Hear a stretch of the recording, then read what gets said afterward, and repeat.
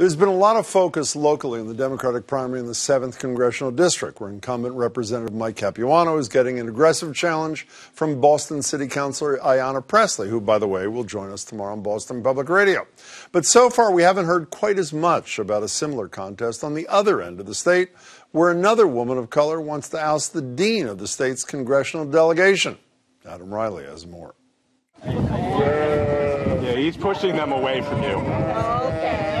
It's a stunningly beautiful spring day in Central Mass, and at Signal Rock Farm in Charlton, Tahira Amatul-Wadood is getting a crash course in animal husbandry. So sheep are considered a minor species, so the companies really aren't bothering to spend any money on developing new wormers. Oh, okay. So it's her second stop on a one-day farm tour of Hampton and Worcester counties, aimed at showing rural voters that a Muslim African-American lawyer from Springfield can represent them at least as well as incumbent Richard Neal, who was first elected to Congress in 1988. I'm hearing that there are challenges to keeping their farms vibrant, that there's bureaucracy, and there's an opportunity as an advocate and as a policymaker to be able to alleviate some of that burden from them. Amatul-Wadood says a few key things prompted her candidacy: the election of Donald Trump, a sense that Neal isn't responsive to his constituents, and a belief that the 1st District is falling behind. Out of the 9 congressional districts, ours is last in median income.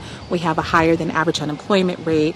Blaming Neal for disparities he can't necessarily control might seem like a reach, but Amatul-Wadood insists it isn't. He's a 29-year member of Congress. He's on a ranking member of Ways and Means. He has a district where 43% of Franklin County doesn't have access to high-speed internet. 33% of Berkshire County doesn't have access to high-speed internet. I'm hearing that businesses will not develop there, that families who are intelligent and have degrees cannot work remotely unless he has affirmatively opened up opportunities to cure that gap. He owns this problem. A proposition that Neal rejects emphatically. That's nonsense.